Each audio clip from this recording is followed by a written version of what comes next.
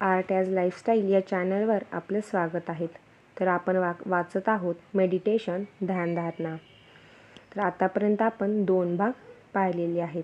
तर त्यातला 3रा भाग आणि खऱ्या अर्थाने पुस्तकाची सुरुवात. तर प्रकरण 1. माझे आजोबा वीरस हे स्वच्छ, मनमोकळे आणि अतिशय सद्भावी गृहस्थ होते. ते क्वचितच रागवत असत. त्यांच्याकडून मी शांतपणा आणि सभ्यता शिकलो. ते भावनाशील होते, पण ते कधी भावनाविवश झाल्याचे मी पाहिले नाही.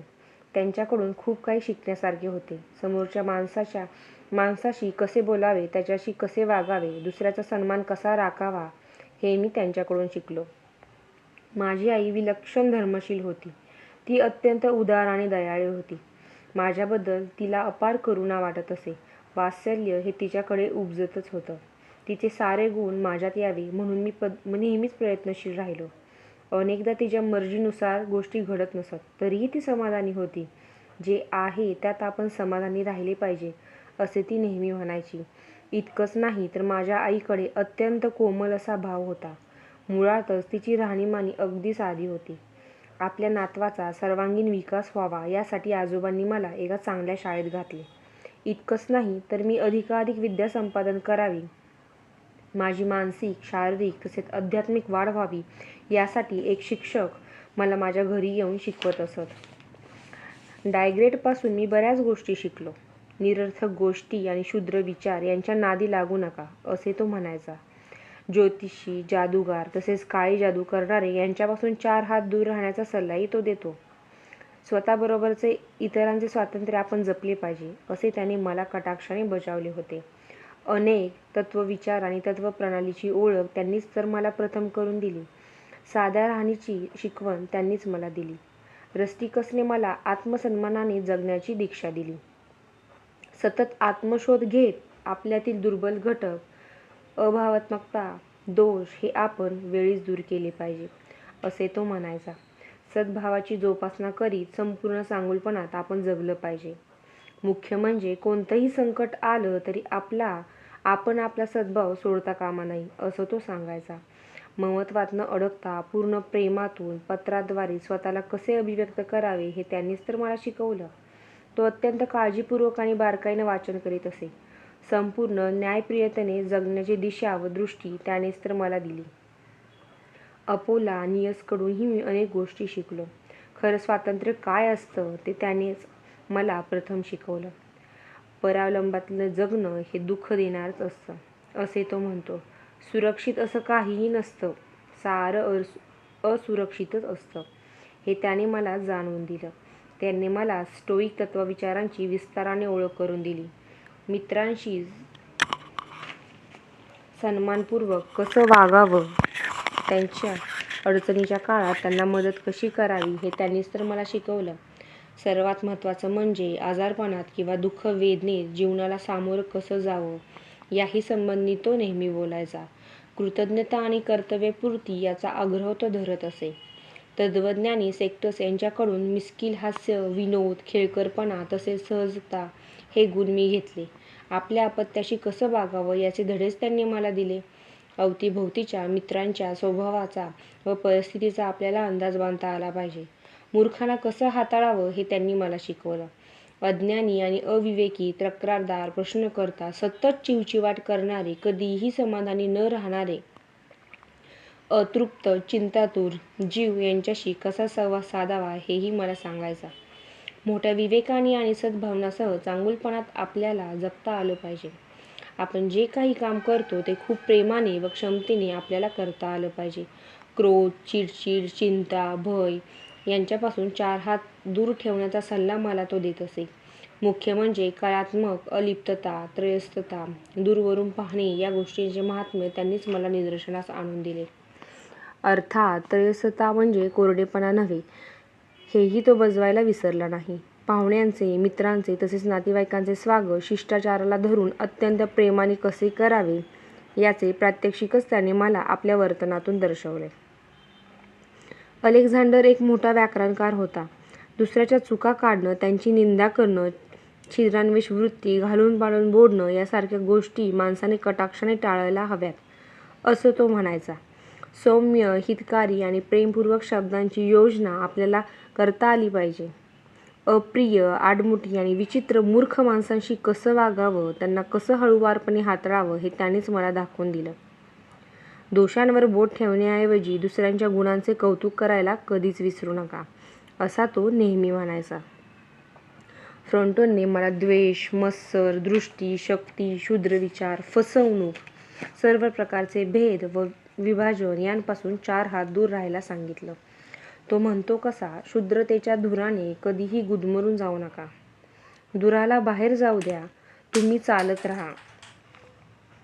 चालताना धडपडाल, काहीतरी नष्ट होईल, पण या सर्व गोष्टींना तुमच्या आत मूळ धरू देऊ नका.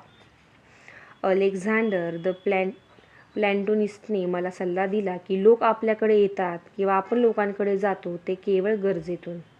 गरज, हेतू तसेच उद्देश याशिवाय शुद्ध हेतून जगणारे फारच थोडे लोक असतात. आपल्या शरीराची व मनाची हालचाल जी होत असते ती देखील एका गरजेतूनच. आपण जे वाचन करतो ते देखील गरजेतूनच. महत्त्वाचं आहे आपल्याला निर्हेतुक जगता आलं पाहिजे. मानवतेची, माणुसकीची कास आपल्याला सदैव धरता आली पाहिजे. आपण जे काही कमावतो, मिळवतो त्यातील थोडी का होईना रक्कम वा वेळ आपल्याला आपल्या भोवतीच्या समाजासाठी व उपेक्षित लोकांसाठी देता आला पाहिजे. गरीब, उपेक्षित, वंचित लोकांची निरपेक्ष सेवा करणं हेच आपले जीवित असले पाहिजे, कारण त्यातूनच मोठे समाधान व आनंद आपल्याला मिळणार आहे. मैत्रभाव हा मी कॅट्युलसकडून शिकलो. मैत्रीत हाताची व हृदयाची उदारता असते. मैत्री ही झाडाच्या शेंड्यावर खेळणाऱ्या माकडांसारखी असते, अवखळ आणि थेट सरळ. जंगली गुलाबाची फुले वसंत ऋतूत गोड दिसतात, ती सहजपणे उन्हाळ्यातही हवा सुगंधित करून टाकतात. मैत्रीचंही अगदी तसंच आहे. सुंदर चेहरे, निष्पाप फुले, पाण्याचे झरे, भव्य पर्वत आणि हिरव्यागार दऱ्याखोऱ्यात मैत्रीच्या दिव्यत्वाचा साक्षात्कारी प्रकाश सहजपणे दिसू शकतो. मैत्रीचा वा मित्राचा कधीही अपमान करू नका. मित्राला कधीही दुखवू नका, कारण अडचणीच्या, दुःखाच्या प्रसंगी तोच तुमच्या सोबत येणार आहे.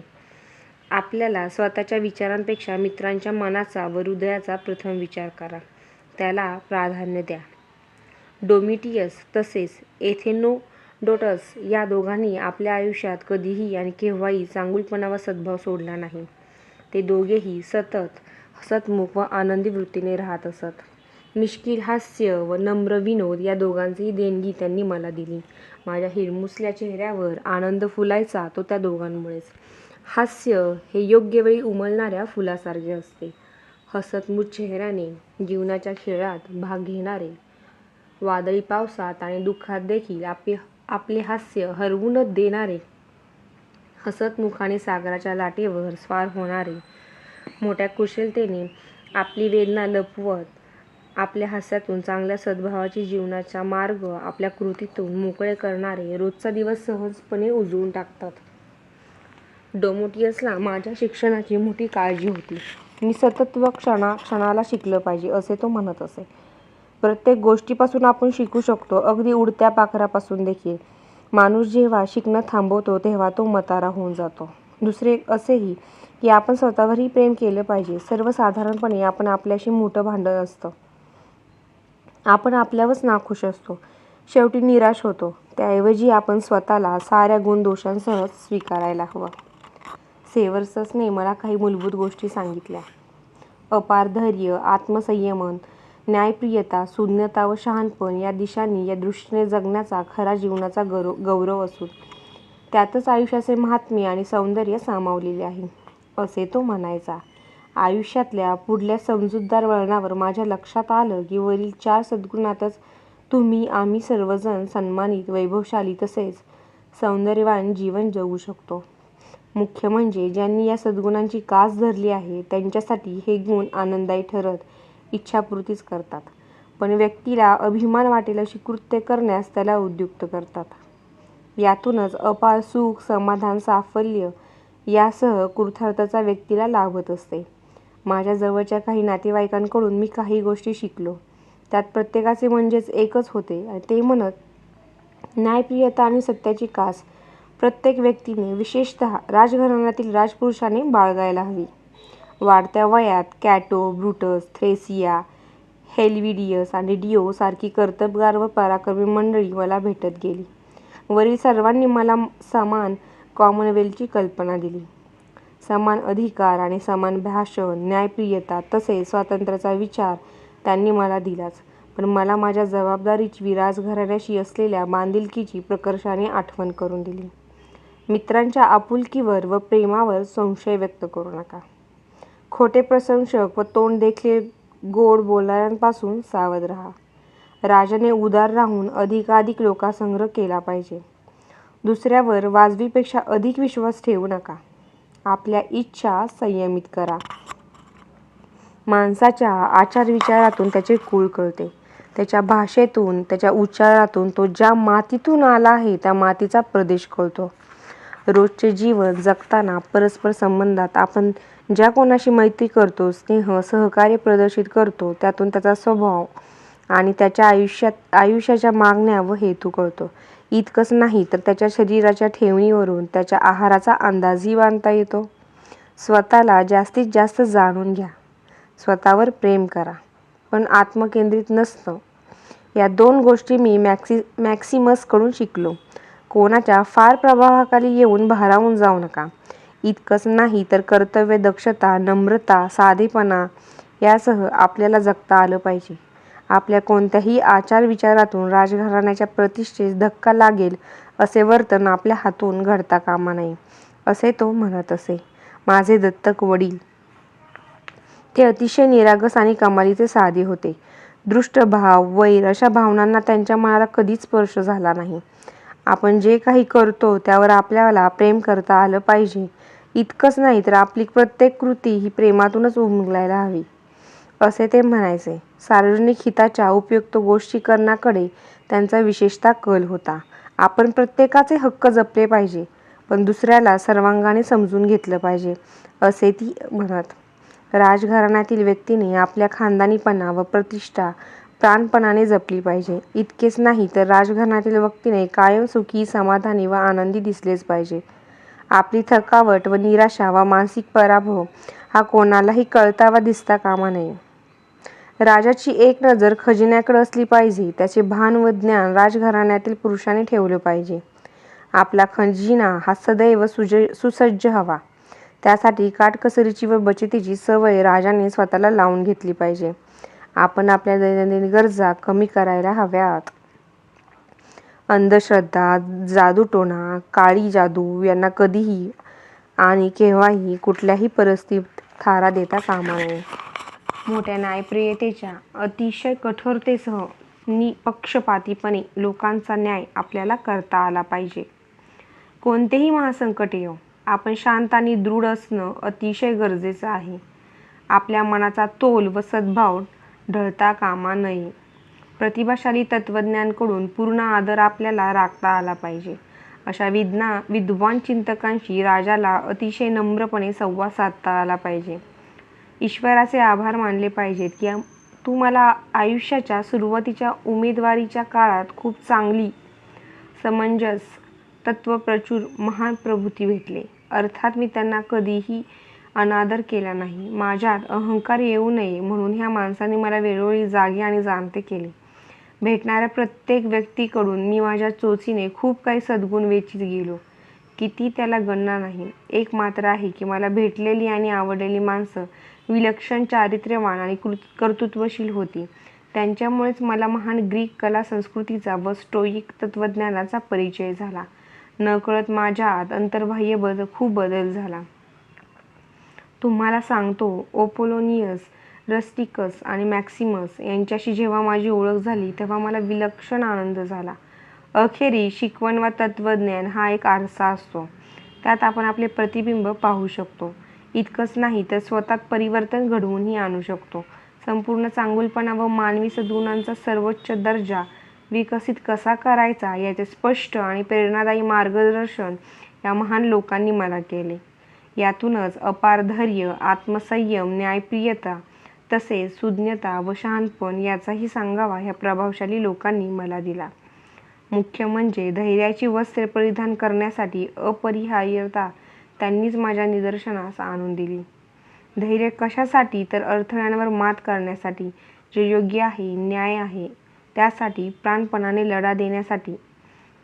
स्वेतर लोकांची दुःख वेदना आपल्या स्पर्शाने हलकी करण्यासाठी, स्वतःबरोबर अवतीभोवती जगतात, संपूर्ण परिवर्तन घडवून आणण्यासाठी. एकूणच काय, तर धैर्य ही सर्वार्थाने सक्षम ऊर्जादायी शक्ती आहे. तर हा पाहिलेला आहे आपण प्रकरण 1. आपण पाहणार आहोत पुढील भागात प्रकरण 2. अजूनही चॅनलला सबस्क्राईब केलं नसेल तर सबस्क्राईब करून घ्या आणि पूर्ण पुस्तक वाचण्याचा आनंद आमच्यासोबत घ्या. धन्यवाद.